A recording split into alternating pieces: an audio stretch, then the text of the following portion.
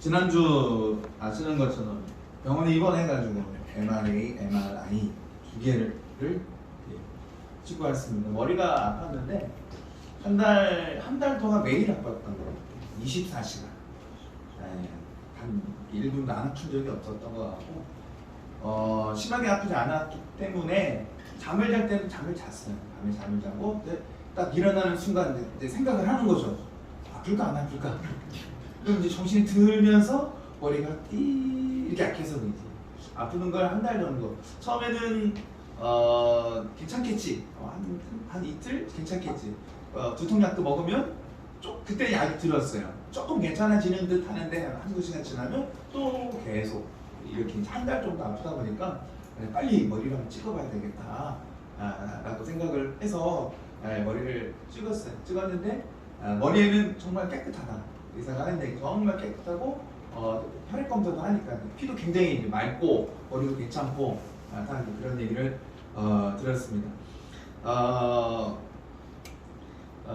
그러니까 너무 걱정하지 마시라 이렇게 말씀드리고 싶고 지금은 아프지 않고요. 그 검사를 받는 날이 무슨 요일에 검사 받았죠? 수요일에 검사를 받았어요. 수요일 들어가서 근데 그날 검사를 받고 머리가 너무 오후에 검사를 받고 나서 머리가 너무 아파가지고 그 이후에는 아무것도 할 수가 없었어요. 그래서 잠을 자야 되겠다. 그래서 9시에 핸드폰 딱 꺼놓고 그냥 이제 잠을 잤어요. 보통 이제 일찍 자면 한 1시나 눈이 떠지게 되잖아요. 눈이 안 떠지는 거야. 계속 아침까지 6시만 되면 그쯤 되면 눈이 저 정도 떠지니까 날라도 다 꺼놨는데 그쯤 일어난 것 같아요. 오래간만에 한 8시간 정도 이렇게 깊이 오랫동안 잠을 잔 것 같아요. 일어났는데 물론 의사들이 두 의사를 이제 그날 또 두 명의 의사를 만났는데 각자 약을 줬어요. 이 약도 먹어봐라, 이 약도 먹어봐라 약을 줬는데 그냥 일어났는데 그냥 안 아파요. 참 신기하죠. 한 달 내내 아팠는데 한 달 내내 아팠고 약도 먹어보고 했는데 그냥 그 다음날 일어났는데 안 아픈 거예요. 제가 뭘 한 것도 아니에요. 약을 먹거나 뭐 마사지를 하거나 한 것도 아닌데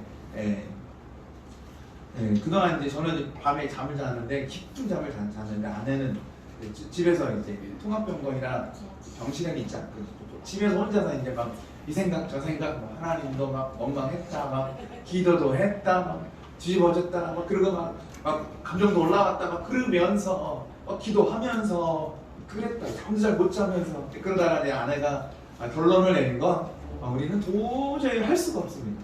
하나님이 하셔야 됩니다. 왜냐면 화를 내도 안 되고 왜 아픈가요? 근심이 오기도 하잖아요. 우리가 근심이 안 오는 게 아니잖아요. 근데 그러고니 결론적으로는 저는 하나님한테 맡깁니다. 그리고 이제 결론을 내리고 잠을 잤다고 하죠. 근데 그 사이 그때 저는 정말로 정말 깊은 잠에 잠들었고 깨지 않고 아침까지 일어났는데 아무것도 하지 않았는데도 불구하고 그냥 머리가 안 아파요. 계속 안 아파요. 조금 이런 건 있어요. 조금 뭔가를 이렇게 집중해서 생각하려면 아픈 부위가 있거든요. 거기가 이제 내가 좀 아플 것 같아. 그러면 이제 생각만 하면은 그냥 안 아파지고. 정말 정말 기적이죠. 하나님 하신 일이고 여러분의 기도가 있었고 또 아픔이 아픔으로 끝나면 안 되잖아요. 아픔 중에도 아픔을 통해서 이제 제게 주시는 유익이 있죠. 계속 생각을 하고 걱정이 되고 근심이 되기도 하고 생각이 나기도 하고 여러 가지 생각들.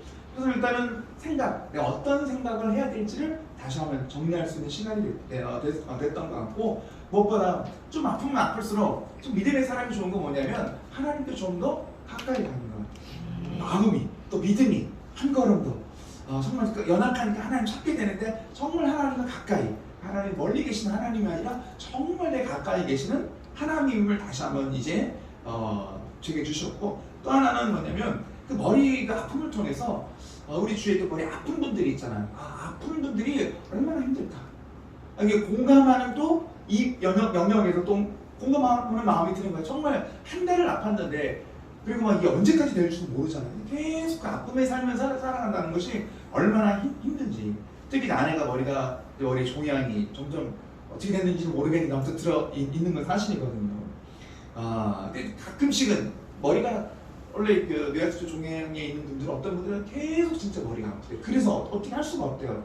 근데 감사하게 머리가 아프지는 않으니까. 근데 가끔씩은 머리가 띵하다. 뭐 이런 얘기를 들을 때 옛날에는 아 그런가 보다 했는데 그 느낌을 알겠어요. 머리가 띵한 상태에서 산다는 것이.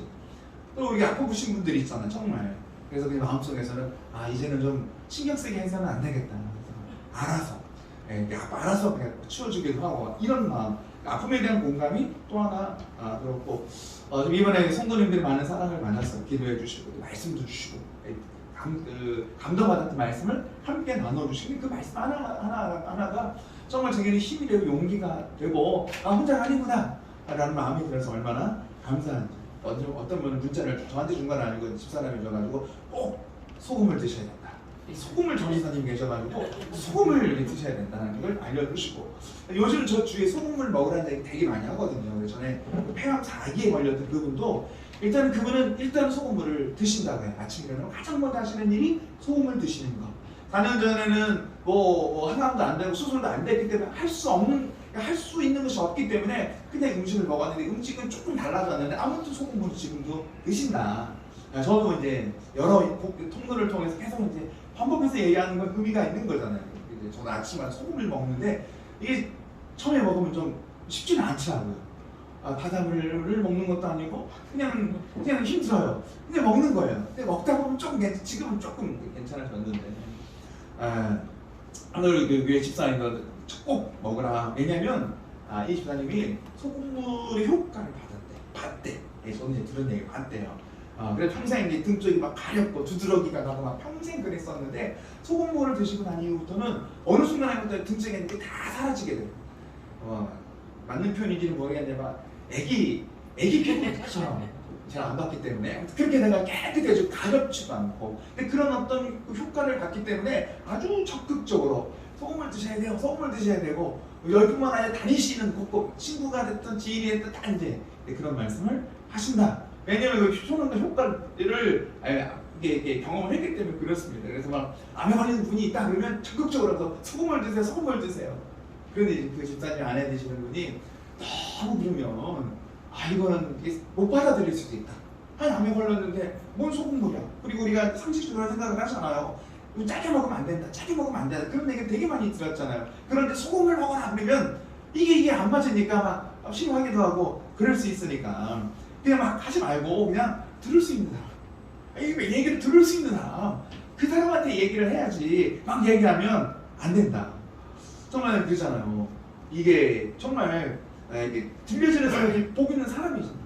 그래서 저는 그 얘기를 들으면서 정말 주님의 말씀이 떠올랐어요. 주님의 마음, 이 마음이 아닌가. 우리가 이제 그 교회들이 가셨던 말씀 나누고 있는데 항상 교회들이 가신 말씀 끝나면서 주님께서 뭐라고 말씀하셨냐면 귀 있는 자는 성령이 교회들에게 하시는 말씀을 들어라 이렇게 말씀합니다. 찾아놨어요. 2장 7절 볼까요? 귀 있는 자는 성령이 교회들에게 하시는 말씀을 들을지어다 라고 말씀을 하시는 거예요. 귀가 있어? 그러면 성령께서 교회들에게 그러니까 교회들을 향해서 성령께서는 뭐 하신다는 거예요? 말씀하시는 분이라는 거예요. 하나님이 말씀하시는 분인데 이 말씀 뭐 하라는 거예요? 들으라 라고 말씀을 주시고 있습니다. 귀가 다 있는데 들을 수 있는 사람이 있고 이 말씀이 들려지는 사람이 있고 똑같은 소금물을 얘기해도 이게 들려지는 사람이 있고 듣지 않는 사람이 있는 거예요. 들려진다라는 거예요. 그러니까 다 귀가 있지만 들을 만한 귀가 있다라는 거. 여러분 들으면 이게 복이 된다라는 거예요. 그렇잖아요. 소금물이 아무리 좋다고 말을 해도 이게 다 듣는 게 아니실 거죠. 경험해 보신 분들 있잖아요. 아무리 말해도 듣지 못하는 귀가 있다라는 거예요. 그러면 이제 소금물을 전하는 얼마나 답답해요. 이게 얼마나 좋은데. 먹으면 되는데. 좀 불편한 건 한 번, 두 번, 세 번 멸치만 참아내면 이게 얼마나 좋은 건데 이게 왜 안 먹지? 이게 얼마나 답답하겠어요. 먹기만 하면 좋은데 이게 작은 물도 아니고 그러잖아요. 근데 교회를 나면 주님의 마음 똑같아요. 들으면 되는데 저의 마음도 똑같죠. 이 복음의 말씀을 들으면 되는데 들려져야 되는데 정말 우리 귀가 열려 들려져야 되는데 요한복음 예수님께 이렇게 말씀을 하시죠. 요한복음 5장 25절에 이렇게 말씀을 하십니다. 공개했습니다. 시작. 진실로 너희에게 이르노니 죽은 자들이 하나님의 아들의 음성을 들을 때가 오나니 곧 이때라. 듣는 자는 살아나리라. 아멘. 요한복음 5장이면 예수님이 초창기 때 처음 시작할 때 사람들에게 복음을 전하는 얼마 되지 않아가 뭐 주님 말씀하시는 죽은 자들이 있는데 하나님의 아들의 음성을 들을 때가 온대. 죽었는데 들으면 어떻게 된다는 거예요? 듣는 자는 살아난다 이렇게 말씀을 주시고 있습니다.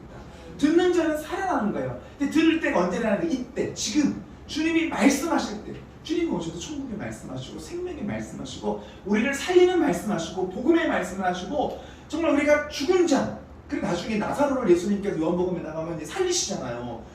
나사로가 무덤 속에 있는데 그 무덤 속에 있는 그 나사로를 향해서 예수님께서 뭐라고 말씀하십니까? 나사로야 뭐 하라는 거요? 나와라. 그랬더니 죽었던 나사로가 뭐 하고 있어요? 죽었는데 그 소리를 듣고 살아나는 기적을 체험하게 되잖아요. 들리는 자는 살아나. 들리는 자는 살아나는 거야. 그래서 성령께서 교회들에게 계속 하시는 말씀이 뭐냐면 야 정말 귀 있는 자는 성령께서 교회들에게 교회가 누구예요? 일반적으로 보이는 교회 사람들이면 공동체 교회 요한계시록은 7교회 딱 7교회에만 말씀하시는 것이 아니라 정말 교회들에게 말씀하시고 우리 한 사람 한 사람들이 교회잖아요. 우리가 교회잖아요. 그러니까 우리가 들을 수 있는 귀가 돼야 됩니다. 이 귀가 복된 귀가 되는 점이 있습니다. 그러니까 들어야 되는 들어야 되는 거야. 들려야지. 우리가 왜 그 자꾸 이렇게 말씀을 듣다가 다른 생각으로 자꾸 가자면 잘 안 들려졌어요. 귀는 가지고 있는데 이 소리가 어떤 의미인지 알아듣지를 못했을 거예요. 그러니까 공부를 못해서가 공부의 문제가 아니라 왜냐하면 성령께서 말씀하시는 거기 때문에 정말 성령의 은혜가 있을 때 우리가 들려지게 되는 거잖아요. 정말 천국의 말씀을 들을 때 우리의 영혼이 살아나게 되는 줄이 있습니다. 여러분 우리의 몸 관리 잘 하셔야 돼요. 정말 관리 잘 하셔야 돼요. 좋은 거 먹으면 우리 몸에 좋은 반응이 있어요. 소금을 좋은 거잖아요. 좋은 걸 먹으니까 좋은 반응이 일어나요. 우리 몸은 정말 관리를 하셔야 돼요. 안타까운 건 뭐냐면 사실은 좋은 거 먹는 것보다 더 좋은 게 어떤 거예요? 안 좋은 거 안 먹는 거예요. 안 좋은 거. 먼저 안 좋은 걸 안 먹어야 돼. 우리는 온갖 안 좋은 거 다 먹고 좋은 거 찾아가면 안 돼요. 같이 하셔야 되는 거야. 그렇잖아요. 막 안 좋은 거 얼마나 많아요. 우리 또 가족 중에 막 좋은 거 막 인터넷에 올리고 막 근데 안 좋은 건 다 먹고 있고. 먼저 안 좋은 걸 끊어야 되는 거거든요. 아니 독을 먹으면서도 막 해독제만 먹고 있으면 안 되는 거잖아요. 안 좋은 걸 안 먹어야 사실은요. 이걸 알려주고 싶은데 귀가 있지만 들려지지 않기에 아무리 얘기를 해도 중요한 건 우리의 몸은 좋은 거 먹으면 좋은 반응이 몸에서 일어나게 돼 있습니다. 그 관리하셔야 되는 거예요. 난 기도하니까 난 말씀 읽었으니까 알아서 하시겠죠 하나님께서. 그래서 제가 말씀드렸잖아요. 어떤 분이 무릎을 꿇고 막 열심히 기도하는데 무릎이 너무 아픈 거예요. 막. 나중에 막 무릎이 막 펴지지도 못할 것 같아. 막. 근데 이분은 막 그냥 기도는 무릎 꿇고 해야 되는 거야. 음성이 들리시더래요. 무릎 피고 기도해. 무릎을 좀 피고 기도하라고 다리 좀 피고 그렇게 기도해도 하나님 다 들으신다라는 거예요. 근데 대구 집에 있다 보니까 그 관리를 해야 돼요. 무릎을 피고 허리를 피고 운동도 해야 되고 네, 저희 하는 얘기죠. 저희 하는 얘기죠. 우리 몸 반응하게 돼 있잖아요. 우리의 영혼도 마찬가지죠. 영혼도 관리하셔야 돼요. 우리의 영혼도 하나님의 말씀을 읽고 주의 말씀을 기도하고 나갈 때 우리의 영혼이 새로워지게 되는 줄이 있습니다. 그 영혼이 새로워져야 우리의 몸도 새로워질 수가 있어요. 우리가 몸 관리 너무 잘하는데 영혼 관리, 마음 관리, 정신 관리가 안 돼 있으면 몸은 망가지게 돼 있어요. 아무리 좋은 거 많이 먹어도요. 마음이 무너지면 아무것도 안 돼요. 오히려 마음이 정리가 안 되는데 몸이 건강하니까 그 몸 갖고 죄짓는 거예요. 영혼도 그래 우리 반응하게 되어 있는 것이죠. 우리 하나님의 말씀을 먹고 정말 기도의 삶을 살아낼 때 우리의 영혼이 살아나게 되는 줄 믿습니다. 하나님이 다 알아서 해주시죠. 근데 내가 아무것도 안 하고 있으면 아무 일도 안 일어나게 되어 있는 거죠. 하나님은 사도 요한을 통해서 이제 마지막 때의 모습이 어떤지를 우리에게 말씀을 주시고 있는 거예요. 요한계시록 마지막 때, 마지막 하나님의 심판이 있을 건데 예수님께서 말씀만 하셨어. 내가 곧 올 거야. 올 때를 심판해 주러 올 거야. 주님 말씀하셨는데 사람들은 안 보이는 거야. 잘 모르는 거야. 너무 고난이 너무 힘든 거야. 이들에게 주님께서 사도 요한을 통해서 앞으로 하나님 오실 때 자 이렇게 될 거야 라고 하면 요한계시록을 통해서 마지막 때의 모습을 보여주시죠. 왜 보여주신 거냐면 우리에게 결론을 보여주시는 거예요. 우리의 끝. 너희는 승리할 거야. 너희는 이길 거야. 하나님과 함께 왕 노릇의 삶을 살아갈 거야. 이것이 너에게 정해져 있는 결론이고 결과야. 이렇게 될 거야. 이 말씀 보여주시는 거예요. 그러니까 낙심하지 말라. 그러니까 힘들지만 좀 참고 이겨라. 이렇게 말씀을 주시고 있는 거죠. 그쵸? 뭐라는 거야. 낙심하지 말고 포기하지 말고 믿음을 지키고 오늘 말씀처럼 끝까지 뭐하는 삶을 살아가는 거예요. 충성하는 삶을 살아가라고 말씀해 주시고 있습니다. 죽도록 충성해라 이렇게 말씀해 주시는데 다른 정말 끝까지 충성하는 삶을 살아가라고 말씀해 주시고 있죠. 결론을 보여주시는 우리의 끝 이렇게 하나님과 왕노를 하는 삶을 살아갈 거예요. 그렇다고 우리가 왕노 앞으로 할 거니까 이따는 대충 살면 안 되겠죠. 그렇죠. 대충 살면 안 돼서 어차피 왕노를 할 건데 아무렇게나 살면 안 돼요. 왜냐하면 주님과 함께 왕노릇을 살아갈 수 있는 믿음 있는 사람은 우리의 삶의 하루하루를 정말 가치 있는 삶을 살게 되는 줄 믿습니다. 이건 제가 하는 게 아니라 하나님께서 하시는 거예요. 그러니까 말씀이 들어가고 복음이 들어가고 예수님의 생명이 들어가면요 생각이 살아나요. 생각이 살아나서 야, 내가 이렇게 하면 안 되지. 야, 이런 삶을 살면 안 되지. 이렇게 주님께서 말씀을 통해 우리를 살게 하시는 줄 믿습니다. 이런 교회들에게 말씀하시는 거, 말씀해 주시는 거. 그냥 살지 말고 대충 살지 말고 정말 마지막 때 고난이 있고 핍박이 있는데 어려운 삶을 살고 있는데 1세기에 예수 믿는 사람이 그런 삶을 살고 있어요. 그러나 조금만 참아 인내 견뎌 믿음으로 삶을 살아내면 하나님께서 이기는 삶을 살게 하실 거야 라고 말씀을 주시고 있죠. 어떻게 생각하면 그럴 것 같아요. 아니 교회 나가기도 힘든데 당신 그랬죠. 정말 교회 나가는 게 막 목숨 걸고 나가는 게 막 그 목숨 걸고 나갈 때 우리 어떤 걸 받고 싶어요? 위로. 그래 잘해 얼마나 힘들어. 아 정말 사회생활하기 힘들고 직장생활하기 힘들고 가정의 삶을 살기 힘들고 힘들잖아. 그러니까 교회만 나와준 것만은 얼마나 고마운데 잘했어. 이런 말을 듣기를 원하는데 하나님 그렇게 하지 않죠. 그렇게 하자. 이거 위로가 진짜 위로가. 진짜 위로는 원한과 핍박이 있고 너의 삶이 어렵고 힘들지만 여기서 믿음으로 승리하는 삶을 살아가야 돼. 지지 말고 이기는 삶을 살아가라고 말씀을 주시고 있습니다. 네, 아까도 말씀드렸지만 우리가 뭐예요? 교회. 내가 교회. 내게 주시는 말씀임을 우리가 들어야 될 줄 믿습니다. 정말 마지막 때 교회의 모습이 어떤지 그러니까 믿음의 사람들의 모습이 어떤지를 우리에게 말씀을 주시고 있습니다. 바꿔 얘기하면 마지막 때가 될수록 정말 교회들에서 이런 모습들이 나타날 수 있다는 거예요. 주의할 건 우리는 다른 교회를 비판하거나 비난합니다.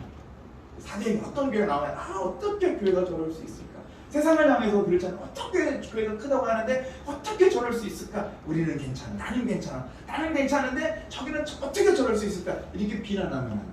비판할 수 없어요. 말하면 안 돼요. 우리가 봐야 될 건 철저하게 나는 어떻지? 에베소 교회 여기를 말씀하시는데 에베소 교회는 어때요? 첫사랑을 잃어버렸잖아요. 그러면 다른 사람 보면서 아이고 저 사람은 왜 저 집사님 왜 첫사랑을 잃어버리고 믿음을 잃어버리고 왜 저렇게 신앙생활할까 이렇게 볼 일이 아니라 하나님 내가 잃어버린 첫사랑이 있지 않는지 내가 열심을 해야 되는 뜨겁게 하나님 만났는데 정말 내 가운데 열정이 식어져 버린 게 있지는 않은지 어느 순간인가 우리가 신앙생활 자기 합리하잖아요. 저는 이래서 힘들고요 저래서 힘들고요. 처음엔 그러지 않았잖아요. 주님 만났을 때 얼마나 우리가 뜨겁게 주님 앞에 예배했습니까? 그 마음을 잃어버리지 않는지 정말 누군가를 비난할 일이 아니라 좀 나는 어떤 모습인지를 말씀을 통해 살펴보기를 원합니다. 그리고 잘 분별할 줄 아셔야 돼요. 판단하거나 비난하지는 마셔야 되는데 분별을 하셔야 돼요. 다른 분별 아니에요. 교회가 어떻게 돼야 될지 우리에게는 어떤 교회가 되어야 될지 나는 어떤 믿음의 교회로 삶을 살아가야 될지 잘 분별해내기를 원합니다.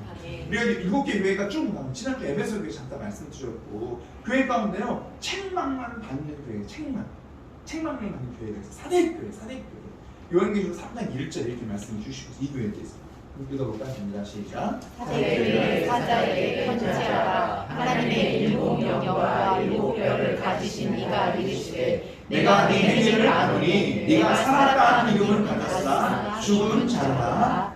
이 1절만 읽어보면 사대교회가 얼마나 심각한지 우리는 알 수가 있는데 사대교회는 정작 본인들은 모르고 있는 거예요. 이 교회가 어떤 교회예요? 겉으로 볼 때는 살아있는 교회로처럼 보이는데 하나님 보실 때는 어떤 교회라는 거예요? 죽은 교회 이렇게 말씀을 주시고 있는 거예요. 이런 말씀을 보면 정말 교회는 겉으로 판단할 수가 없다. 겉으로 이렇게 화려하고 뭐가 보이고 막 세상적으로 영향력이 있어 보이고 그럴 수도 있겠죠. 판단할 수가 없는 거예요. 중요한 건 내가 보는 게 아니라 하나님이 나를 어떻게 보이시느냐. 우리 교회 하나님이 어떻게 보고 계시냐를 우리가 살펴야 돼요. 사실 아주 무서운 책망이잖아요. 너 살아있는 것처럼 보이는데 그럼 넌 죽은 교회야.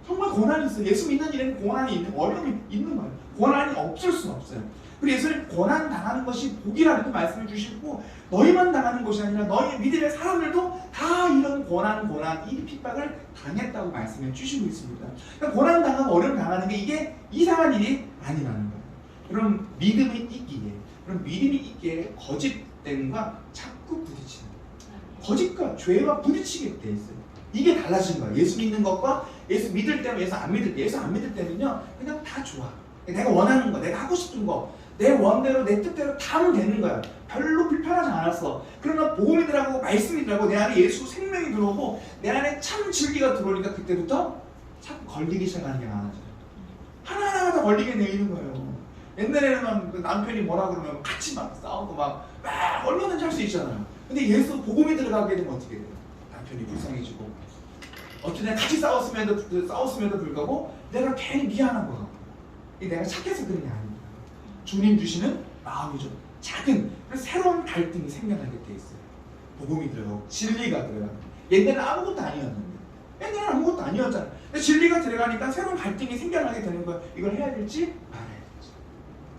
그러면 이게 예수 믿는 사람들 안에 나타나는 거예요. 정말 예수님을 본받으려는 삶을 살아가게 됐어요. 이거는 우리 안에 있는 성령께서 우리를 예수님 본받는 길로 우리 이끄시는 줄 믿습니다. 이끌어가는 거예요. 옛날에 편한 일이 이제는 편하지 않아요. 어떤 분이 그래요. 차라리 예수 안 믿는 게 낫대요. 예수 안 믿으면 다 편할 때. 욕하고 흉보고 내 마음대로 하고 다 내 마음대로 해도 난 마음이 편했거든. 예수님 들어오니까 괜찮아져. 그잖아. 진리 안에 정말 막 불편하게 되는 거잖아. 마치 죽은 고기는 그냥 떠내려가잖아요. 강물 따라 흘러가면 되는 거예요. 고민, 갈등 없어요. 그냥 세상 흘러가는 대로 세상 사는 사람처럼 살면 되는 거예요. 그러나 이 길을 망하는 길이잖아요. 그러나 생명이 있을 때 뿔뿔이가 살아있으면 거슬러 올라가죠. 내가 원하는 길로, 내가 가야 될 길로 이 생명이 있기 때문에 그렇잖아요. 우리 안에 예수 생명이 있기에 세상을 거슬러 사는 삶을 살게 되는 거예요. 이게 힘들죠. 이게 힘들어요. 여러분이 예수 믿을 때 좀 힘드셔야 돼. 그냥 너무 편하면 안 돼요. 난 다 편해. 세상 사는 다 편해. 그러면 안 돼요. 그냥 집안에서 일을 하더라도 정말 내가 이걸 잘했는지 되게 피곤하죠. 정말 피곤해요. 그러나 감당할 힘을 우리 주님께서 주시는 줄 믿습니다. 그러잖아요. 갈등이 있고 이 갈등은 생명 있는 갈등이 되는 거잖아요. 힘들어, 짜증내, 당연한 거예요. 힘들어, 짜증내, 내 맘대로 안 돼, 난 짜증냈어. 그럴 수 있잖아요. 그런데 마음속은 계속 말씀해 주죠. 그건 짜증낼 일이 아니야. 어떻게 주 안에서 이겨나가야 될지 주님께서 우리를 믿음으로 살게 하시는 줄 믿습니다. 아멘. 어떻게 살아가야 될지 말씀을 주시고 있는 거예요. 그 말씀을 통해 우리가 배워나야 될 줄 믿습니다. 그래 갈등의 순간에 옳은 결정을 할 수가 있어요. 교회가 크든 작든, 큰 교회 담임 목사를 하든 작은 교회 담임 목사를 하든, 여러분이 큰 교회를 다니든 작은 교회를 다니든, 여러분들의 지위가 아주 높아지든 아주 그냥 지위가 지금 이대로 있든, 그렇잖아요. 우리가 대통령을 만날 수 있는 그런 위치까지 올라갈 수 있어요. 그때도 믿음으로 우리는 떼어 있어야 돼요. 과연 어떻게 될지. 나는 대통령을 알고 있어. 대통령 알고 있는 사람이 이거를 뽐낼 일이 아니라, 그러면 그런 영향이 있는 그런 위치까지 올라가면 그 자리에서 내가 정말 하나님 말씀 안에서 정말 진리 가운데 내가 할 수 있는 일이 어떤 일인지, 그리고 더 큰 고민을 해야 되고요. 더 큰 생각을 하지 않으면요. 그냥 세상에 휩쓸려 가게 되는 거죠. 지금 준비되지 않으면 우리가 진리의 삶을 살아갈 수가 없어요. 이 교회가 이런 거예요. 지금 얼마나 좀 힘들고 어려운 서원한 교회가 그러고 있는 거예요. 남들이 봤을 때는 굉장히 가난하고 볼품없고 보잘것없고, 근데 주님께서 뭐라고 말씀해 주시고, 실상은 너희 뭐 한다라는 거예요? 부유한다. 그잖아요. 궁핍이다. 너의 환난과 궁핍을 알거니와, 그렇지만 실상은 네가 어떤다라는 거야? 정말 부유하다. 정말 부유하다. 남들은 이해할 수 없죠. 근데 정말 부유하다. 정말 영적으로 풍족한 삶을 살아내고 있는 줄 믿습니다. 이런 겉으로 볼 때는 가난한 것처럼 보이겠지만 정말 부유한 삶을 살아내고 있는 거예요. 사대교회 반대로, 사대교회 겉으로는 살아있는 것, 영향력 있는 것, 대단한 것처럼 세상에서 그렇게 비춰주고 있는데, 주님 보셨을 때는 또 죽은 교회예요. 정신을 차려야 이 말씀을 하시고 있고, 성화한 교회 정말 가난하고 핍박있고 정말 부족해 보이는데, 하나님 보실 때는 야, 네가 실상은 네가 부유한 거야. 그럼 부유할 때 나눌 수 있어요. 돈이 많아 나누는 게 아니에요. 돈이 많아서 내가 나누는 게 아니에요. 돈이 많아도요, 내 마음이 부유하지 않으면 하나도 못 나눠요. 아까운 거야. 왜 됐고? 나만 그러잖아요. 그렇잖아요. 영적으로 부유할 때요, 다 나눌 수 있어요. 나누는 자가 정말 부유한 삶을 살게 되는 줄 믿습니다. 정말 도전이 되는 말씀이잖아. 사람은 겉으로 보기에 화려하면 대단해. 사람들은 요즘 이제 우리 심리 안에 그런 게 있죠. 기사로 많이 나오잖아. 우리 사기를 하신 몇 개 나왔죠. 하버드 나왔고 학력 쫙 해놓고 나 이런 사람이야. 그럼 다른 사람은 다 속는 거예요. 속이는 사람도 나쁘고 속으면 안 되는데 우리가 그런 마음이 있는 거예요. 겉으로 컸을 때 사람도 그렇고 교회도 그렇게 보이잖아. 정말 중요한 건 주님이 나를 어떻게 보시고 예수님이 나를 어떻게 보시고 이 말씀을 묵상하면 고민이 되는 거죠. 하나님 우리 교회는 어떻게 보실까? 우리는 어떤 삶을 살아야 하나? 어떤 믿음의 삶을 살아가야 되는지 그건 고민하셔야 돼요. 그리고 찾아야 돼요. 어떻게 내가 정말 주님이 기뻐하시는 교회로서의 사명을 감당하게 되는지 믿음의 삶을 살아가야 되는지 우리 세임교회가 정말 세상을 향해서 정말 사람들을 향해서 어떻게 주님이 기뻐하시는 정말 믿음의 삶을 살아가야 되는지를 정말 주님 안에서 좀 말씀 안에서 고민해야 돼요. 이 성원한 교회를 향해서 주님 분명하게 말씀하시죠. 2장 10절에 이렇게 말씀 주시고 있어요. 볼까요? 봅니다. 너는 장차 받을 고난을 두려워하지 말라. 볼지어다 마귀가 장차 너희 가운데에서 6사람을 오게 던져 시험을 받게 하리니 너희가 10일 동안 환난을 받으리라. 네가 축도로 충성하라. 그리하면 내가 생명의 빵을 네게 주리라. 아멘. 분명한 말씀. 장차 받을 고난을 두려워하지 마. 이 말씀은 고난이 있다 없다? 고난이 있다. 이 말씀은 그랬잖아요. 이렇게 좀 믿음 안에서 삶을 살아가면 너 고난 없어. 너는 앞날이 굉장히 좋을 거야. 너희는 너무 이제는 평안한 날만 올 거야. 이렇게 말씀하시면 얼마나 좋겠어요. 주님 분명히 말씀하시잖아요. 야, 고난 있을 거야. 근데 그걸 뭐 하지 말라는 거예요? 두려워하지 말라. 왜 두려워하지 말라는 거예요? 주님이 이기게 하실 거야. 그리고 고난 시간은 짧아. 10일, 열흘을 얘기하는 게 아니죠. 그러니까 기간이 정해졌다는 거야. 영원할 것 같은데 네가 당하는 고난이 영원하지 않아. 짧아. 기간이 정해져 있는 거야. 그러니까 두려워하지 마. 이렇게 말씀해 주시고 있는 거예요. 시험 받을 일들이 있어요. 그러나 두려워하지 말라고 말씀해 주시고 있어요. 이렇게 고난을 당하고 핍박을 당하는 그때 우리가 해야 할 일이 어떠라는 거예요? 너는 원하는 걸 보니까는요. 죽도록 충성하라. 끝까지 충성하라고 말씀해 주시고 있습니다. 그럼 하나님은 고난에 대하여 우리 앞일에 대해 분명하게 말씀해 주시고 있어요. 그럼 하나님을 믿는 삶, 우리가 신앙의 삶을 살아가는 그 일에 대해서는 정말 주님 달콤한 것으로 포장하지 않아요. 좋을 거야. 다 좋아. 뭐든지 다 좋아. 잘 될 거야. 기도하니까 너 또 예배 잘 드리니까 모든 일이 잘 될 거야. 이렇게 포장해. 무조건 걱정하지 마. 잘 될 거야. 좋은 일만 있을 거야. 이렇게 말씀하잖아요. 우리 스스로를 포장하면 안 돼요. 포장하면 안 돼요. 우리의 삶은 광야 같은 땅이에요. 힘들어요. 어려워요. 우리의 죄가 이렇게 만들어 버렸어요. 정말 그 권한이 있는 거잖아요. 자녀를 키우는 거 옆에서 지켜만 가고 너무너무 힘들어요. 교회 나왔는데 막 애들 막 말도 안 듣잖아요. 막 얼마나 속상해. 막 엄마는 기도하고 뭘 하고 싶은데 애는 막 크지 막 그러고 막 얼마나 속상하고 막 그런 거예요. 가정의 삶을 살아가는 거 쉽지가 않잖아요. 막 기도하는데 막 변화가 안 일어나잖아요. 얼마나 힘들어요. 근데 이게 이상한 일이 아니구나. 이런 일들 속에서 우리는 믿음의 삶을 정말 끝까지 충성하는 삶을 살아가야 될 줄 믿습니다. 직장생활 하잖아요. 얼마나 힘들어요. 직장생활에 교회 나와야 되고 막 교회 나오면 힘든 일도 많고 그러잖아요.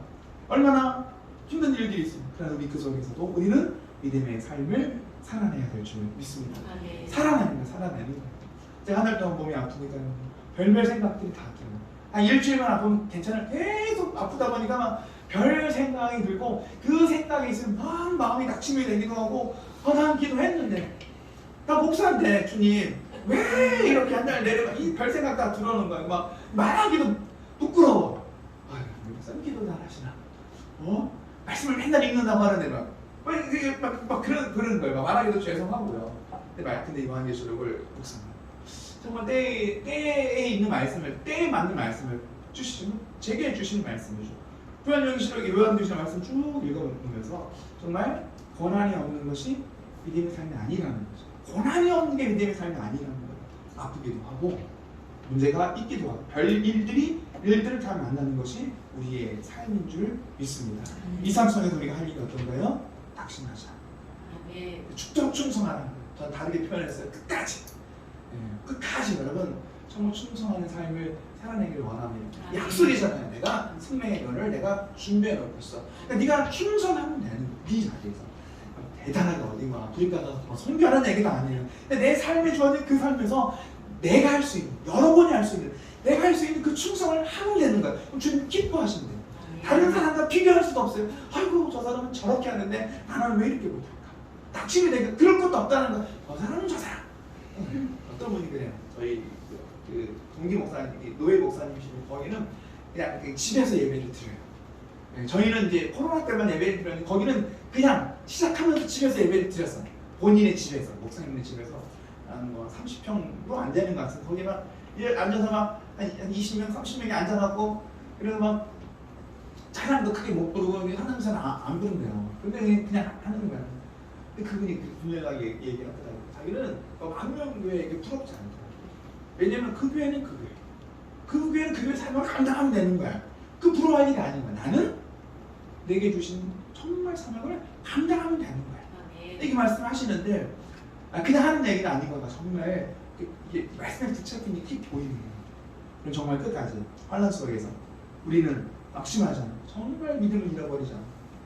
정말 끝까지 충성하는 우리의 믿음이 되기를 원합니다. 그러면 후회하면 안 되죠.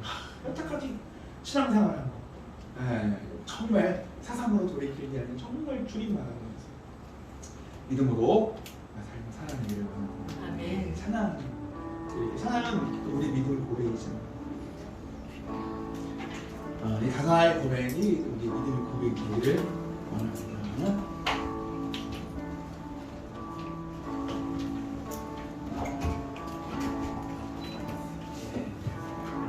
노래 제목은, 찬양 제목은 주님 뜻대로.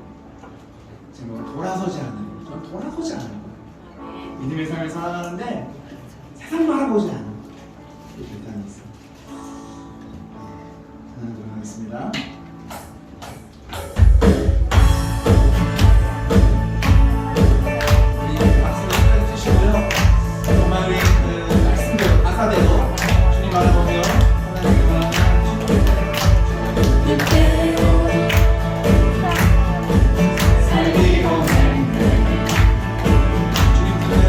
주님